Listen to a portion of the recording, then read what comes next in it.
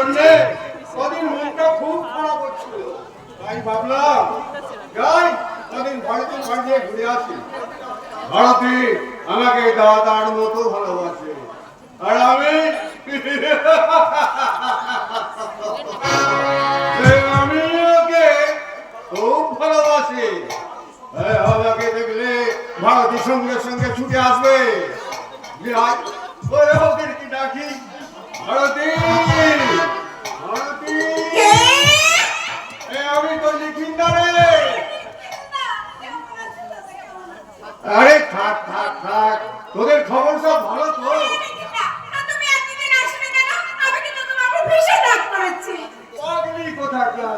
এই তো এসে গেছি। মামা আমার জন্য খেলা এনেছো? হ্যাঁ হ্যাঁ, তোদের জন্য অনেক খেলা এনেছি, অনেক খেলা। ইস কি মজা! এবারে গল্প বলতে হবে মামা। মা আর আমি তোমার কাছে বসে গল্প শুনতে শুনতে ঘুমিয়ে যাবো। তাই হবে তাই হবে। চলো তুমি একটু না আগে হাত মুখ দিয়ে কিছু খেয়ে নেবে, চল, তারপর যত খুশি গল্প করবে। এবার কিন্তু তোমাকে আমি 4 দিনের আগে ছাড়ছি না। সেবার খুব পালিয়ে গেছিলে, এবার কিন্তু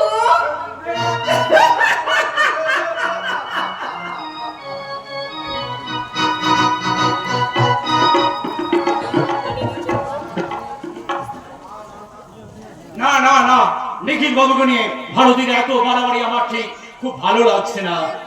ভারতী যতই বলো নিখিল দা ও দাদার ছেলেবেলাকার বন্ধু। নিখিল বাবু সেই সূত্রকে ছোট বোনের মতো স্নেহ করে, কিন্তু কিন্তু আমি তো সেটা মন থেকে মেনে নিতে পারছি না। কারণ নিখিল বাবু ভারতীর নিজের দাদা নয়, দাদার মতো। ওদের দুজনের মধ্যে একটা মতো সম্পর্ক আছে, ভাইয়ের মতো, বোনের মতো, দাদার মতো। ওই মতো শব্দটাই যত নষ্টের গোড়া। তাই আজ থেকে আর সহ্য করবো না। আমি ভারতীকে স্পষ্ট করে বলে দেবো।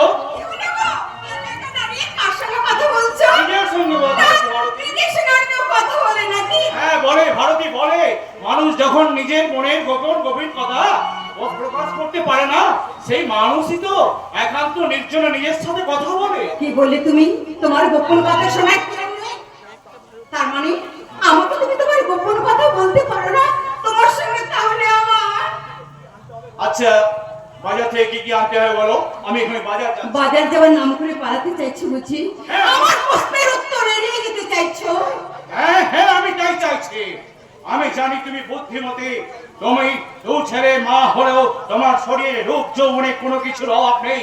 কিন্তু কিন্তু আমি বেকার হয়েও সব টিউশনি করে সংসার চালাবে। পুরুষ তো বটে, তাই এই পুরুষকে তুমি বাইরে ছড়ে ক্ষত বিক্ষত হতে দাও, আর তুমি নারী পর্দাসীন হয়ে ঘরের মধ্যে বসে থাকো। রাগ করে না লক্ষ্মীটি, ওই নিখিল না আমার দাদার বন্ধু। তাই আমার দাদার মৃত্যুর পর ওই নিখিলটাই আমার দাদার আসন দখল করে বসে আছে। তাই নিখিলটা এলে আমি তোমাকে ঠিক মতো সময় এবং সঙ্গ দিতে পারি না। আরে ঠিক আছে ঠিক আছে, এবার থেকে তাহলে তুমি ওই দাদার মতো দাদা নিখিলটাকে ফুল টাইম সঙ্গটা দিও, আমাকে পার্ট টাইম দিলেই চলবে। খুব হয়েছে মশাই, আর রাগ দেখাতে হবে না। এই থলের ভেতরে না বাজারে ফর্দ আছে, সামনের ওই দোকান দিয়ে নিয়ে এসো, তারপর তুমি যা চাইবে তাই হবে। কি মশাই, ঠিক আছে তো? আরে আমার ঠিক না থাক, তোমার তো ঠিক আছে। ঠিক আছে মশাই, যাতে তোমার সবকিছু ঠিক থাকে। অসময় হলো আমি সেই ব্যবস্থাই করছি। মানে আকাশ যে আজ অভিমানে মেঘের সাথে করছে খেলা, আকাশ যে আজ অভিমানে মেঘের সাথে করছে খেলা।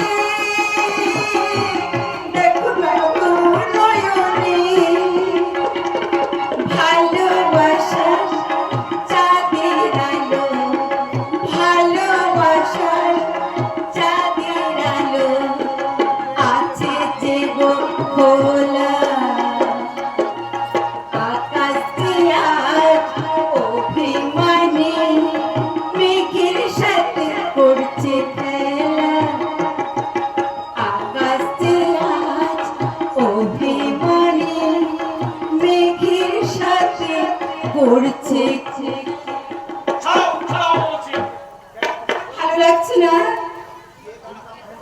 না, যে গানটা তুমি এখন আমাকে শোনালে সেই গানটা তোমার ওই দাদার মতো দাদা নিখিল দাকে শোনালে বেশ জমতে কি পারে। বললি তুমি? কি বললাম তুমি বুঝতে পারোনি? শুধু আজ নতুন নয়, অনেক দিন ধরে অনেক রকম ভাবে তোমাকে কথাটা আমি বোঝাবার চেষ্টা করেছি, কিন্তু তুমি এই কথাটার কোনো গুরুত্ব দাও না। কেন গুরুত্ব দেব? আমি কি তোমার মতো হীনমন্যতা রোগী? মুখ সামনে কথা বলবে ভারতী। তোমার অনেক অভিনয় আমি ধরতে পারে ক্ষমা করে দিয়েছি। তোমাকে আমি কতদিন বলেছি যে নিখিল বাবুর সঙ্গে তোমার এই মেলামেশা আমার মোটেই ভালো না। ভাই বোনের মেলামেশা তোমার ভালো লাগে না?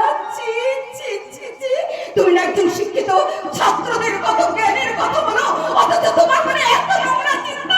ছি ছি ছি। ক্ষমা করো ভারতী, তুমি আমার কথা কিছু মনে করো না। বেকারত্বের জ্বালায়, অভাবের যন্ত্রণায় আমি আমার নিজের শুভ বুদ্ধিটাকে হারিয়ে ফেলেছি। আমি বেঁচে আছি কিনা মরে গেছি সেটা আমি নিজে ঠিক বুঝতে পারি না। তুমি অনেক যন্ত্রণার মাটি দিয়ে মাঝে মাঝে একটা সুন্দর প্রতিমা করি। রবির মুখছে, সমাজের সন্তান সোমনাথের মুখছে, এই সংসারটাকে আমি একটা মন্দির করে তুলবো ভাবি। আমার কিছু না থাক, আমার ছোট সন্তান তো আছে, আর আছে আমার এই ভালোবাসার প্রতিমা। আমি তুমি তুমি আমার স্বপ্ন, তুমি আমার প্রথম প্রেম, তুমি আমার ভালোবাসা, তুমি আমার রুক্ষ মনোভাবের জীবনে সান্ত্বনার পান্থ পদ। তাই এক মুহূর্ত যদি তোমাকে দেখতে না পাই, আমার যে অনেক কিছু ভুল হয়ে যায়। আচ্ছা আচ্ছা, যে ঘটনা ঘটে গেল সেই ঘটনাটা যেন কেউ জানতে না পারে। হ্যাঁ, তুমি ভিতরে যাও, আমি এখন বাজার থেকে আসছি। ঠিক আছে, সাবধানে থাকবে। আচ্ছা, বেশি ভালোবাসলে মানুষ মনে হয় এরকমই ভুল করে। তাছাড়া নিখিল চাইলে আমি তোকে ঠিক মতো সময় দিতে পারি না, অথচ নিখিল তার সামনে থেকে এক মুহূর্ত সরে গেলে নিখিল তাই সময় বলে। কিরে ভারতী, হ্যাঁ? এখানে দাঁড়িয়ে কি ভাবছিস? ও, অনেক কথা নিখিল দা, তোমার কথা এসব কথা বলা যাবে না। আচ্ছা, হ্যাঁ? আমি এখানে আছি বলে ওই নিখিল বাবুকে বিরক্ত হন? না না, বিরক্ত হবেন কেন? খুশি হন। কিন্তু না না, তার কোনো কিন্তু নয়। একটু আগে হ্যাঁ। তোর সঙ্গে কি নিয়ে যেন তর্ক হচ্ছিল। শোনো, আমাদের স্বামী স্ত্রী দাম্পত্য প্রাণ কলহ, সে কথা তোমায় বলা যাবে না। কেন বলা যাবে না রে? কেন বলা যাবে না? মনে কর না আমি তোর বন্ধু। না, বন্ধু হবে কেন? তুমি তো আমার দাদার বন্ধু। দাদা দাদা আরে দাদা কিসের বন্ধু হতে? এই তোকে আমি মা ভাই কাঁদছে, আমি কিছু কিছু করাতে পারছি না। আচ্ছা রবি, তুই তো মামার সঙ্গে গল্প কর, আমি সমসুনাকে নিয়ে এক্ষুনি আসছি। দাদা এক্ষুনি আসছি। সমস্যা না, কিন্তু কি হলো মামা, কি ভাবছো? ভাবছি এই সাক্ষী রাখলে তো চলবে না। তার মানে এই নে, এই 10 টাকা নিয়ে ওই মোড়ের মাথায় মিষ্টির দোকান থেকে কিছু সন্দেশ কিনে নিয়ে আয়। কি মজা, কতদিন সন্দেশ খাইনি। দাও মামা দাও, আমি দৌড়ে যাবো আর আসবো। এ না না রবি, দৌড়ে যেও না, রাত পা ভেঙে যাবে। আস্তে আস্তে যাও, বেশি তাড়াতাড়ি করো না, বুঝলে? ঠিক আছে মামা, তুই মাকে বলে দিও আমি সন্দেশ আনতে যাচ্ছি, রোডের উপরে সন্দেশ। নড়ের সন্দেশ, নড়ের সন্দেশের থেকে বেশি মিষ্টি ওই ভারতীয় যৌবন। যে যৌবনের উত্তাপে উত্তপ্ত হওয়ার কথা ছিল আমার বিছানা, সেই যৌবন আজ ওই বেকার গন্ধে ভুবন গ্রামকে বিছানা। আমি ভুবনের সব কথা শুনেছি। আমার এ বাড়িতে আসার আজই শেষ দিন। তাই শেষ দিনে শেষ কামড়টা আমি দিয়ে দিতে চাই। তুমি এখানে দাঁড়িয়ে হাসছো কেন? তুই সংসারাকে দুধ খাইয়েছি, দেখো দেখো না, দুধ খেয়ে কেমন ঘুমিয়ে পড়েছে। তুই ওকে এখানে শুইয়ে দে। তুই আমার পাশে এসে বস, তোর সঙ্গে আমার অনেক কথা আছে।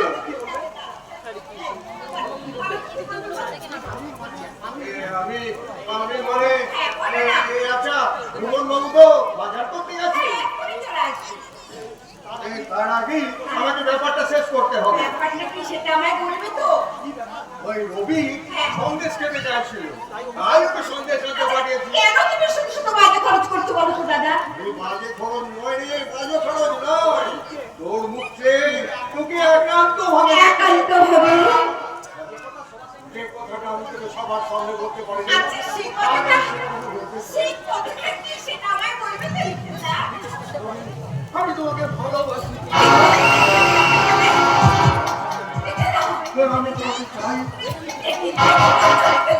আমি তোমাকে দাদার মতো শ্রদ্ধা করি আর তুমি আমাকে বোনের মতো। তোমার বিয়ের আগে থেকে আমি তোমাকে ভালোবাসতাম, কিন্তু আমার একটা সামান্য ভুলের জন্য তুমি আমার হাত ছাড়া। নিখিলদা, ছেড়ে দে দাদা, ছেড়ে দে। অগ্নি স্থির এই বলো, বেরিয়ে যা, বেরিয়ে যা, কিন্তু বেরিয়ে যা।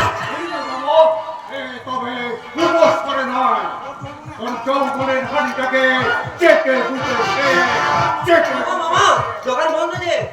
ও কি মামা আমার মায়ের দিকে এগিয়ে যাচ্ছে কেন? মা আমি মামাকে ডাকবো। বাবা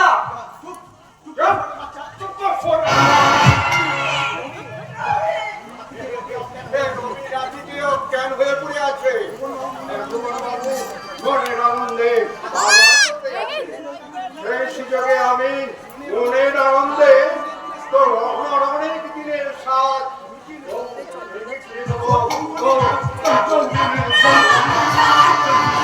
ছেড়ে দে জামাই। এখন আমার মনে হচ্ছে আমার স্বামী তোকে ঠিক ফিরেছে। আমি তোকে চিনতে ভুল করেছি। ছাড়, ছেড়ে দে। ছেড়ে দে। ভালো করে চেনার পরে তুমি আমার কাছে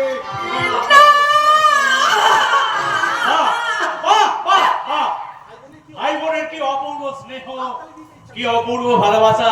আমার তো হাত তাড়িয়ে দিতে ইচ্ছা করছে। দেখুন না মোহন বাবু, ভারতী কি বাজে মেয়ে, জোর করে আমার সঙ্গে ইয়ে করতে চায়। এবং কেমন নালে এ বাড়িতে আমি আসতাম না। ছি ছি ছি ছি ছি ছি। তোর মনে এই ছিল রে বোন, তোর মনে এই ছিল। ওগো, তুমি আমায় ক্ষমা করো। আমি তোমার কথা না শুনে ভুল করেছি। বিশ্বাস করো, আমি ভাবতে পারিনি লোকটা এমন জানোয়ার। আমি ভাবতে পারিনি ভাই বোনের সম্পর্কের মধ্যে দিয়ে ওই কাল স্বপ্নে এমনি করে বিষ ঢেলে দিয়ে যাবে রবি। না, তুমি রবিকে ছোবে না। শোভনা, যা বলেছি আমি ঠিক বলেছি।